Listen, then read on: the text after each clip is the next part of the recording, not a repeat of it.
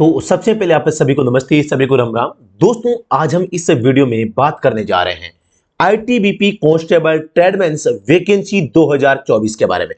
जी हां दोस्तों, आज 29 जुलाई 2024 का समय है और यहां पर आईटीबीपी में एक बार फिर से नई भर्ती काफी अच्छी पोस्टों पे आप लोगों के लिए देखने को मिली है। आज हम इस भर्ती के बारे में कंप्लीट इंफॉर्मेशन लेंगे, ए टू जेड, कितने पदों पर, कौन कौन से पदों पर, कितनी उम्र है, क्या एजुकेशन क्वालिफिकेशन, क्या सिलेबस, क्या सिलेक्शन प्रोसेस, क्या क्या होगा, किस प्रकार से हम सिलेक्शन ले सकते हैं और सिलेक्शन लेने के लिए किन किन प्रक्रियाओं से गुजरना पड़ेगा। फिजिकल है तो किस टाइप से है, आपके जो मेजरमेंट है जिसे हम पीईटी कहते हैं, तो जिसमें आपका हाइट है, चेस्ट है, तो ये चीजें जो भी आपको करनी है, इन सभी के बारे में आप लोगों को यहां पर मैं बताऊंगा।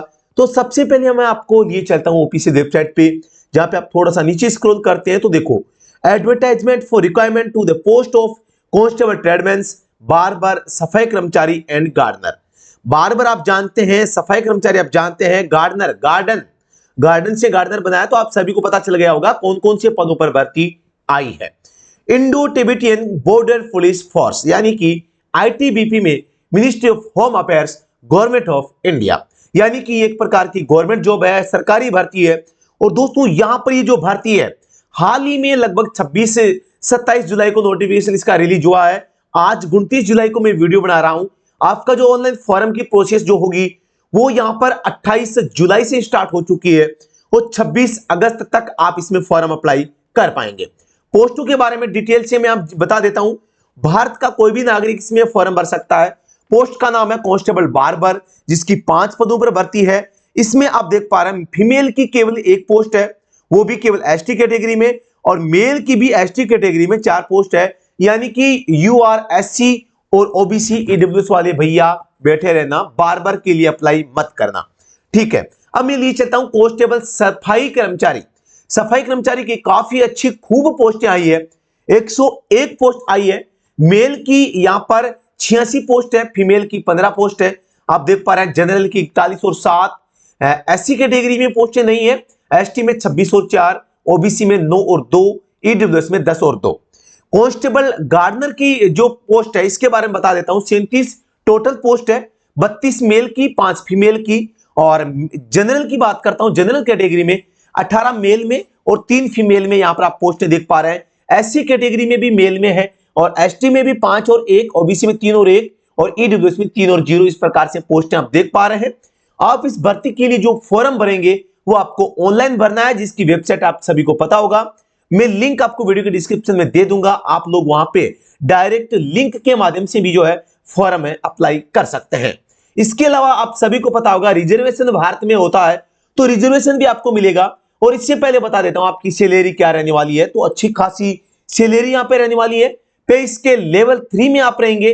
पे मैट्रिक्स जो आपका बेसिक पे रहेगा 21,700 से लेके 62,100 रुपए तक है आपका जो वेतन रहेगा। सीधा सीधा मतलब आप देख पा रहे हैं 21,700 का आप 50% डीए भी होता है, तो आप 1.5 गुना कर लीजिए, यानी कि आपका लगते ही आपकी जो सैलरी होगी वो 30,000 प्लस एचआरए और अन्य जो डीए होता है, अलाउंस और डेली अलाउंस होता है, वो भी आपको मिलेगा। तो टोटल मिला के लगभग 40 प्लस आपकी सैलरी लगते ही चली जाएगी।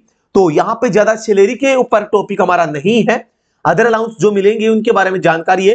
एलिजिबिलिटी कंडीशंस क्या है भी, पहले सिलेक्शन तो ले, सैलरी बाद में आएगी। तो यहां पे हम योग्यता देख लेते हैं। नेम ऑफ पोस्ट, पोस्ट की बात करता हूं तो बार्बर और सफाई कर्मचारी के लिए आपकी जो उम्र होगी 18 से 25 साल के बीच में हो सकती है। अब यहां पर देखो एससी एसटी 5 साल की छूट, ओबीसी को 3 साल की छूट है, तो यह भी आपको ध्यान में रखना है। 10वीं पास, matriculation from a recognised school और इंस्टीट्यूशन, आपने कहीं से भी 10वीं या 10वीं के समकक्ष आपने योग्यता धारण कर रखी हो तो आप इसमें पात्र होंगे।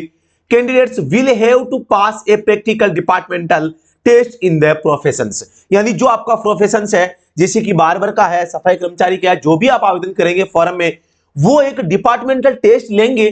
प्रैक्टिकल टेस्ट आपका होगा जिसमें आपसे गटर सफाई भी करवा सकते हैं, आपको विभिन्न तरह की साफ सफाई से रिगार्डिंग आपको वहां पे काफी कुछ करना पड़ सकता है। तो ये चीजें आपको आनी चाहिए। ये आपका प्रैक्टिकल वहां पे होगा जिसमें मार्किंग दी जाएगी, तो आपको वहां पर उसको पास करना है। कांस्टेबल गार्डनर की बात करता हूं। गार्डन से आपको समझ में आ गया होगा कि प्लांटेशन जहां होता है, पेड़ पौधे होते हैं, गार्डन होता है, वहां पर काम करने के लिए, उससे संबंधित जो काम होता है, उस काम के लिए गार्डनर की वैकेंसी आई है। इसमें 18 से 23 साल की उम्र आपकी होनी चाहिए, 10वीं पास आप होनी चाहिए और 2 year work experience in respective trade from a recognised institution और एस्टेब्लिशमेंट, यानी आपके पास में 2 साल का अनुभव होना चाहिए, वो भी अनुभव किसी मान्यता प्राप्त संस्थान से, एरे गेरे से नहीं होना चाहिए। 1 year certificate from industrial training, यानी आपके पास में 2 साल का एक्सपीरियंस नहीं है तो फिर आपके पास में 1 year certificate from industrial training, आपका ट्रेनिंग के रूप में 1 साल का अनुभव यहाँ पे होना चाहिए। तो इन दोनों में से एक आपके पास में हो सकता है। इसके अलावा आप देख पा रहे हैं 1 year certificate from industrial training institute, vocational institute with A latest 1 year experience in that trade, यानी आप जिस ट्रेड से संबंध रखते हैं उस ट्रेड का 1 साल का एक्सपीरियंस होना चाहिए। और नई अगर कोई आईटीआई वगैरह या कोई इंस्टीट्यूशन खुला है तो वहां पे आप अगर इस प्रकार से काम करते हैं तो आपको एक्सपीरियंस वहां पे आपका साथ मिल जाता है, आप डिग्री या डिप्लोमा ले लेते हैं। तो ये भी आपको थोड़ा सा ध्यान रखना है, गार्डनर में या तो 2 साल का एक्सपीरियंस लेके आइए या फिर रेपुटेटेड जो मतलब कि जो भी संस्थान है वहां से कीजिए, वहां पे वेतन भी अच्छा मिलता है और वहां पे साथ ही आपको मतलब कि जैसे कि आईटीआई करते हैं तो वहां पे आईटीआई में आपका डिप्लोमा भी चलता है और वहां पे आप वेतन के रूप में काम भी कर सकते हैं और एक्सपीरियंस भी ले सकते हैं। जैसे कि आपने पहले साल 1 साल के लिए माना कि आईटीआई करी, दूसरे साल वहां पे आपने रह के काम किया, तो कोई रेपुटेटेड अगर इंस्टीट्यूशन है तो वहां पे आप काम करके एक्सपीरियंस भी ले सकते हैं, दोनों चीजें हैं। तो ये चीज है गार्डनर के लिए, ठीक है। या तो आपका किसी इंडस्ट्रियल ट्रेनिंग इंस्टीट्यूट से वहां पे एक्सपीरियंस हो या फिर आपके पास में फील्ड में काम करने का 2 साल का एक्सपीरियंस हो, ये गार्डनर के लिए स्पेशल है।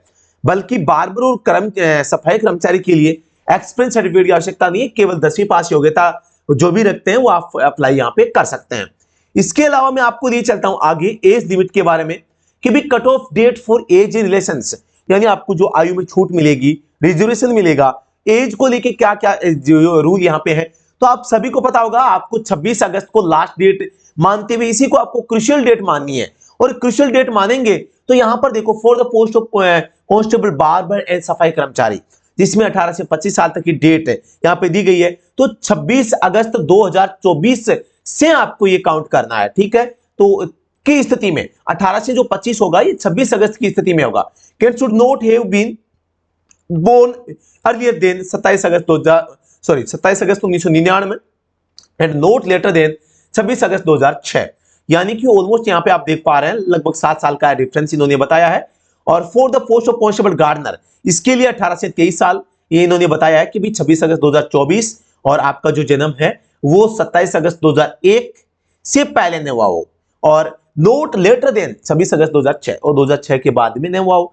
अब आप कहेंगे सर एससी एसटी ओबीसी का क्या होगा, तो इसके लिए छूट अलग से दी गई है जिसके बारे में आप सभी को पता होगा। आईटीबीपी की कोई भी वैकेंसी हो चाहे किसी भी डिपार्टमेंट में हो वहां पे एससी एसटी ओबीसी को छूट मिलती है तो मिलती है, तो उसी टाइप से आपकी बार भी छूट मिलेगी। जैसा कि ओबीसी में 5 साल की छूट है और एससी एसटी में ओबीसी में 3 साल की छूट है और एससी एसटी में 5 साल की छूट यहाँ पे दी गई है। इसके अलावा मैं आपको आगे लिए चलता हूं, थोड़ा सा कुछ और इंफॉर्मेशन बता देता हूं। ये आप देख पा रहे हैं, देखो एससी एसटी के लिए 5 साल, ओबीसी के लिए 3 साल की छूट है। और इसके अलावा जो है एक्स सर्विसमैन इनके लिए अलग रूल है, आप देख पा रहे हैं, पूरा थोड़ा सा पढ़ लें और उसके बाद ही आप ये अप्लाई आपको करना है। सेंट्रल गवर्नमेंट का कोई भी एम्प्लॉई है तो आप यहाँ पे अप्लाई कर सकते हैं भाई, ठीक है। एक्स सर्विसमैन है वो भी आप कर सकते हैं, उनके लिए भी देखो ये रूल बने हुए हैं। आप कोई भी फॉर्म भरते हैं तो उससे पहले नोटिफिकेशन को पढ़ना आपके लिए जरूरी है। ईडब्ल्यूएस के लिए भी ये लिखा गया है कि ईडब्ल्यूएस कब तक कमाने होगा, क्या होगा, जो भी चीजें यहाँ पे ईडब्ल्यूएस सर्टिफिकेट के बारे में, यानी कि इकोनॉमिकली वीकर सेक्शन ईडब्ल्यूएस के बारे में विस्तार से बताया गया है। फिजिकल स्टैंडर्ड की बात करता हूं तो आप पे लोग देख पा रहे हैं यहाँ पे जो सबसे पहले कांस्टेबल बार्बर और सफाई कर्मचारी के लिए आपकी हाइट क्या होनी चाहिए, 170 सेंटीमीटर मेल की, 157 फीमेल की, और जो चेस्ट होगा अनएक्सपेंडेड 80 सेंटीमीटर होगा और एक्सपेंडेड विथ यानी विथ फुलाव तो 85 पे जो सेंटीमीटर है वो मुश्किल से ही पहुंचता है बच्चों का, क्योंकि आजकल जो लड़के होते हैं दुबले पतले होते हैं। तो बिल्कुल फिर भी कोई दिक्कत नहीं है, अच्छे अटे कट्टे रहो और आराम से आप जो है इस एग्जाम को क्रैक भी कर लेंगे और इस वैकेंसी में आप आगे निकल जाएंगे और बिल्कुल आप यहाँ पे सिलेक्शन है वो ले सकते हैं अगर आप चाहें, अच्छी मेहनत करते हैं, फिजिकल आपका आपके साथ में है और आप अगर अच्छा परफॉर्मेंस करते हैं तो। अभी यहाँ पे बताता हूँ आपको सिलेक्शन प्रोसेस के बारे में भी बताना जरूरी है। तो जैसे कि गार्डनर के लिए 167.5 महिलाओं के लिए 157, 80 और 85। हर पोस्ट के लिए अलग अलग आपको जो यहाँ पर है यहाँ पे जो योग्यता आपको देखने को मिलेगी, ठीक है, जो हाइट की हो चाहे चेस्ट की हो। फिर आपका वेट भी होगा, कम से कम जो आपका वेट है वो corresponding to height and age per the medical standards for male and female candidates. Medical standard के अकॉर्डिंग यहाँ पे वेट के बारे में भी बताया गया है। अगर आपकी उम्र जो 25-26 साल है तो एक मेल जो व्यक्ति है उसका वजन कम से कम 55 किलो के आसपास तो होना ही चाहिए। बाकी ज्यादा अगर 70 प्लस है तो फिर वो भी गड़बड़ है। तो आईटीबीपी में यहाँ पे आपको वजन के चक्कर में भी बाहर निकाल सकते हैं। जो भी बच्चे अच्छी तैयारी कर रहे हैं, आप क्वालिफाई हो जाते हैं, तो वहां पे आपको अपना जो बॉडी वेट है उसके बारे में भी आपको सतर्क रहना पड़ेगा। मिनिमम मेडिकल स्टैंडर्ड यानी कि आपको कम से कम क्या योग्यता, क्या फिटनेस जो आपकी होनी चाहिए। तो आप यहाँ पे देख पा रहे हैं चश्मा या विदाउट चश्मा, विदाउट वियरिंग स्पेक्टेक्स और लेंसेस, यानी आपकी लेंस के साथ में और विदाउट लेंस, दोनों तरीके से इनमें से किसी एक तरीके से आपको यहाँ पर जो आंखों की रोशनी है उससे जो चीजें वो पढ़वाएंगे वो पढ़ के बतानी है, दिखानी है, और उसका सर्टिफिकेट देना है कि आपने अगर चश्मा पहन रखा तो आपको दिखता है। एफिडेविट आपको या जो भी है, जो भी प्रोसेस होगी आपको वहां पे प्रूफ करना पड़ेगा कि आपको दिखता है, ठीक है। आंखों के बारे में कलर ब्लाइंडनेस आपको नहीं होनी चाहिए, आपको प्रॉपर वे में दिखना चाहिए। टेटो के बारे में भी बताया गया है कि टेटो हो सकता है, नहीं हो सकता है। अप्लाई कैसे करना है, ऑफिस वेबसाइट पे जाएं, ऑनलाइन आपको फॉर्म अप्लाई करना है। और यही थी जानकारी जो मैं आपको देना चाह रहा था। मैं आपको सिलेबस के बारे में भी बताऊंगा कि इसका सिलेबस क्या होगा, सिलेक्शन प्रोसेस क्या रहेगी। सिलेक्शन प्रोसेस में सबसे पहले आपको फॉर्म भरना है। फॉर्म भरने के बाद में आप लोगों का जो है फॉर्म चेक होगा। जिनका फॉर्म सही पाया जाएगा उनको फिजिकल के लिए बुलाया जाएगा। फिजिकल जब आपका हो जाएगा तो उसमें क्वालिफाइंग लिस्ट आ जाएगी, और क्वालिफाइंग लिस्ट के बाद में आपका जो पोस्ट वाइज जो आपका एग्जाम है वो भी कंडक्ट करवाया जाएगा, और उस एग्जाम में जो अच्छा स्कोर करेगा उनको कट ऑफ में शामिल किया जाएगा। और उसके बाद में आपका मेडिकल होगा। मेडिकल के बाद में डॉक्यूमेंट भी पहले या बाद में हो सकते हैं, और आपको डॉक्यूमेंट्स आपको है रेडी रखने हैं। आपको डॉक्यूमेंट रेडी का मतलब है आप अगर कोई फॉर्म अप्लाई करते हैं, जैसे ओबीसी, एससी, एसटी या ईडब्ल्यूएस अगर आप अप्लाई करते हैं तो आपके पास में कैटेगरी का सर्टिफिकेट होना जरूरी है, उसको सुरक्षित रखना है। In the future document verification के टाइम में आपका जो है मतलब सर्टिफिकेट है वो मांग सकते हैं, ठीक है। तो ये सिलेक्शन प्रोसेस थी। सबसे पहले फिजिकल होगा, उसके बाद में कट ऑफ आएगी, उसके बाद में रिटन एग्जाम होगा, रिटन एग्जाम की कट ऑफ आएगी, डॉक्यूमेंट वेरिफिकेशन भी होगा, और साथ ही दोस्तों यहाँ पर आपका जो है स्किल टेस्ट भी यहाँ पर हो सकता है अगर किसी भर्ती में मान्य कर रखा है तो। इसके अलावा मैं बताना चाहूंगा डॉक्यूमेंट का वेरिफिकेशन है आपका फिजिकल जब होगा सबसे पहले स्टेप में तब भी हो सकता है, और क्योंकि जब आप पे एग्जाम देने जाएंगे तो वहां पे बायोमेट्रिक की जो जांच वो की जाएगी। आपको सेंटर के अंदर बायोमेट्रिक के जांच उपरांत ही आपको अलाउ करेंगे। तो आपको हाथों की अंगुलियों की साफ सफाई रखनी है थोड़ा सा, ताकि फिंगर आसानी से आ जाए, आप डिप्रेशन में जाने से बच जाए। तो इस प्रकार की कोई दिक्कत आपको न हो, ये भी आपको चीजें ध्यान में फिजिकल से पहले रखनी चाहिए। आगे मैं लिए चलता हूं आपको, जिसमें आप देख पा रहे हैं फेज फर्स्ट जो होगा जिसमें फिजिकली एफिशिएंसी टेस्ट होगा, जिसमें पीटी में इसको कह रहा हूं। पीटी में आपको देखो 1600 मीटर की रनिंग आपको करनी है 7.5 मिनट में, लॉन्ग जंप करना है 11 फीट का 3 चांस में, हाई जंप भी आपको 3.5 फीट करना है वो भी 3 चांस में। यानी 3 मौके मिलेंगे आपको, एक बार नहीं हुआ, 2 बार नहीं हुआ, तीसरी बार भी नहीं हुआ, फिर आपको बाहर करेंगे। तो इस टाइप से फीमेल के लिए भी 800 मीटर 5.5 फीट में, लॉन्ग जंप 9 फीट 3 चांस, और हाई जंप 3 फीट और 3 चांस। काफी अच्छे चांसेस यहाँ पे दिए जा रहे हैं। बाकी कई भर्तियों में ऐसा होता है कि आपसे नहीं हुआ तो फिर नहीं हुआ, चले जाओ, बाहर हो जाते हैं। तो ये एक अच्छा काम इन्होंने किया है कि 3-3 चांस ये देते हैं। फिर इसके बाद में आपका पीएचटी होगा, फिजिकल स्टैंडर्ड टेस्ट। तो यहाँ पे फिजिकल स्टैंडर्ड टेस्ट का मतलब है कि सीधी सी बात मतलब यहाँ पे जो आपका हाइट और चेस्ट है उसको मापा जाएगा। जो आपका चेस्ट होता है जैसे कि 80 से 85 के बीच में मांगा गया, तो वो आपका परफेक्ट रूप से होना चाहिए। आप अच्छे हटे कटे जवान है, बिल्कुल यहाँ पे आपका जो है चेस्ट भी हो जाएगा, हाइट भी आपकी हो जाएगी। हाइट और चेस्ट नहीं है फिर आपको फॉर्म अप्लाई करने में यहाँ पे समय बर्बाद नहीं करना चाहिए। तो ये थोड़ा सा आपको ध्यान रखना है। हाइट और चेस्ट सबसे ज्यादा जरूरी है। रनिंग भी आपको करनी पड़ेगी, ज्यादा डिफिकल्ट नहीं है। 7.5 मिनट में 1600 मीटर की रनिंग आपको करनी है, तो ज्यादा दिक्कत नहीं है। फिर भी आपको प्रैक्टिस आपको जरूर रखनी है। जैसे ही आपको लगे कि एग्जाम अच्छा निकला है तुरंत तैयारी कर देना। और अभी दिल्ली पुलिस कांस्टेबल में भी भर्ती हुई थी, आप सभी को पता है, रनिंग बच्चों से नहीं हुई थी, पोस्टें वेकेंट भी उसमें रही है कई कैटेगरी में, तो ऐसा कभी ना हो। फिर जिस सेकंड में आपका रिटन एग्जाम होगा, रिटन एग्जाम में आपका ऑनलाइन एग्जाम करवाया जा सकता है, और इस एग्जाम में आप सभी को पता होगा जनरल अवेयरनेस से 15% आएंगे, नॉलेज ऑफ एलिमेंट्री 10 क्वेश्चन आएंगे, नॉलेज ऑफ एलिमेंट्री मैथमेटिक्स का मतलब है सामान्य गणित। तो यहाँ पर 10 प्रश्न आएंगे। Analytical aptitude and ability to observe and distinguish pattern, यानी कि यहाँ पर रीजनिंग से संबंधित 15 क्वेश्चन पूछे जाएंगे। और basic knowledge of the candidate in English and Hindi, तो इसमें 10 क्वेश्चन आएंगे, हिंदी के भी 10 और इंग्लिश के भी 10। आपको डिसाइड करना है कि आप हिंदी लेंगे या इंग्लिश लेंगे वैकल्पिक भाषा के रूप में। तो यहां पर आपको इंग्लिश या हिंदी में दोनों में से किसी एक को ही पढ़ना है, दोनों को नहीं पढ़ना है। तो ये थी जानकारी पेपर के बारे में। 50 आपका जो है 50 मार्क्स का पेपर होगा। और इसके अलावा बताना चाहूंगा, देर आर, यहाँ पे लिखा भी है देखो, there are 10 questions for Hindi and 10 questions for in English.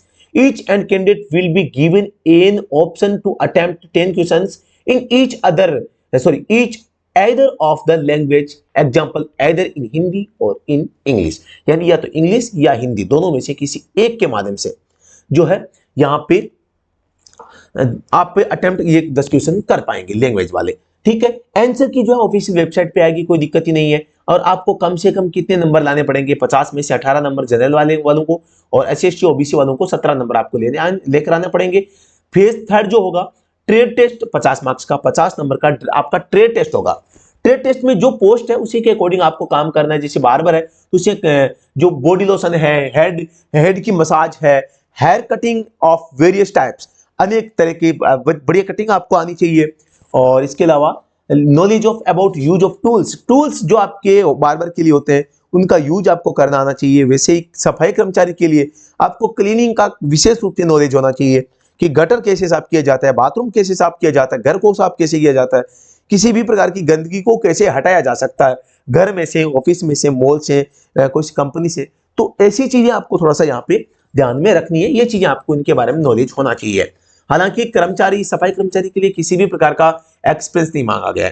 Constable gardener के लिए भी आपको प्लांट जो होता है, पेड़ पौधे होते हैं, इनके बारे में अच्छी जानकारी आपको रखनी है, अन्यथा आप बाहर हो जाएंगे। ठीक है, तो टोटल 50 क्वेश्चंस का आपका पेपर आएगा। और इसके अलावा मेरिट लिस्ट जो बनेगी वो आपका रिटन एग्जाम का जो स्कोर होगा उसके आधार पर बनेगी। रेजोल्यूशन ऑफ द केसेस, कुछ केस आएंगे जो ये कहेंगे कि सर ऐसा नहीं, ऐसा ही हुआ है, तो आपको प्रूफ करना है कि यहाँ पे रेजोल्यूशन ऑफ केसेस, हाँ मतलब कि आप किस कारण से बाहर हो। जैसे कि आप हाइट का इशू है, चेस्ट का इशू है, या कोई डॉक्यूमेंट का इशू है, तो आप उनको एक सिंगल जो आपके साथ में आप घर नहीं बैठा सकते, आपको उनको सर्टिफिकेशन देना पड़ेगा कि भी आप बाहर हुए तो इस प्रक्रिया से हुए हैं। तो इस टाइप से रेजोल्यूशन ऑफ द केसेस, कोई भी प्रकार का प्रकरण होगा उनका समाधान किया जाएगा। उसके बाद में वेरिफिकेशन ऑफ ओरिजिनल डॉक्यूमेंट के साथ में चौथे चरण में आपके डॉक्यूमेंट के वेरिफिकेशन होंगे, जिसमें आपको एजुकेशन के सर्टिफिकेट, 10वीं मार्कशीट या 10वीं की ज्यादा की है तो ज्यादा की भी ले जा सकते हैं। Professional experience certificate if any, यानी आपको अगर कोई किसी ट्रेड से एक्सपीरियंस आपको देना होता है तो आप दे सकते हैं यहाँ पे, है ना। तो अगर आप किसी ट्रेड से जैसे कि सफाई कर्मचारी, तो आप अपना जो है यहाँ पे एक्सपीरियंस सर्टिफिकेट लगा सकते हैं, उससे आपको चयन प्रक्रिया में सहूलियत होगी। इसके अलावा आप देख पा रहे हैं बाकी काफी सारे रूल यहाँ पे दे रखे। डिटेल्ड मेडिकल एग्जामिनेशन यानी DME आपका मेडिकल होगा, मेडिकल के बाद में रिव्यू मेडिकल होगा, जो मेन मेडिकल से असंतुष्ट होंगे उनका रीमेडिकल होगा। तो ये भी आपको थोड़ा सा ध्यान रखना है यहाँ पे कि मेडिकल में एक छोटी मोटी गलती के कारण अगर आपको निकाल दिया गया है तो आपको घर नहीं भेजेंगे, आपको प्रूफ करके बताएंगे रीमेडिकल में कि देखो आप में, आपके शरीर में, आपकी जो भी है, इस प्रकार की गलतियां यहाँ पे होती है। तो ये रिव्यू मेडिकल एग्जामिनेशन के बारे में मैं आपको बता रहा हूँ। और जनरल इंस्ट्रक्शंस आपको फॉर्म भरने के बारे में बता दिए गए हैं, और बाकी आप दोबारा से पढ़ सकते हैं। दोस्तों ये जो नोटिफिकेशन है काफी अच्छी भर्ती है, मैंने हर एक चीज को आपको बताने का प्रयास किया है। और आप लोगों को बता दूं, सफाई कर्मचारी के लिए एक्सपीरियंस सर्टिफिकेट की आवश्यकता नहीं है। फिर भी किसी भी बच्चे को अगर सफाई सर्टिफिकेट से संबंधित अगर प्रमाण पत्र, अनुभव प्रमाण पत्र आपको चाहिए होता है तो आप बिल्कुल आप एक नंबर नोट कर लीजिए, इस नंबर पे संपर्क करके आप एक्सपीरियंस सर्टिफिकेट सफाई के मामले में, सफाई का अनुभव प्रमाण पत्र आप दे सकते हैं। नंबर आपको नोट करने 95 87 39 4008।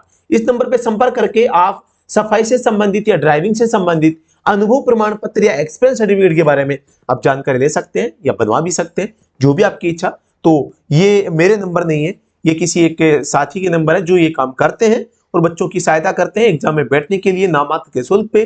तो आप अपना काम अपने स्तर पे इनसे संपर्क करें, मेरे ब्याह पे नहीं। मेरे ब्याह पे ये है कि ये जो बंदा है वो एकदम जेन्युइन आपको सर्टिफिकेट देगा।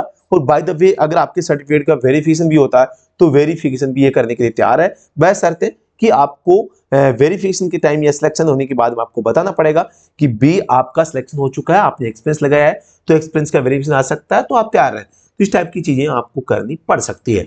तो ये था आज इस भर्ती के बारे में पूरी कंप्लीट जानकारी। कोई भी डाउट आपके मन में रहा है तो आप कमेंट बॉक्स में लिख सकते हैं, या आप नीचे दिए गए स्क्रॉल बार में जो नंबर दिखाई दे रहे हैं उस नंबर पे भी संपर्क करके जानकारी आप ले सकते हैं। तो सभी को बेस्ट ऑफ लक। उम्मीद है कि आपको ये जानकारी समझ में आई होगी और उम्मीद है आप बेहतर तरीके से इसको समझ गए होंगे। तो अगर वीडियो पसंद आए तो लाइक और शेयर करना मत भूलिएगा, और अगर आप पहली बार वीडियो को देख रहे हैं तो फिर तो आपको चैनल को सब्सक्राइब तो करना ही पड़ेगा। तो thank you so much. Vande Mataram. Notification और अन्य जो जानकारी होगी व्हाट्सएप ग्रुप और टेलीग्राम दोनों पे भेज दी जाएगी। दोनों का लिंक वीडियो के डिस्क्रिप्शन में दिया गया है, तो आप ज्वाइन कर सकते हैं। Thank you so much. Vande Mataram.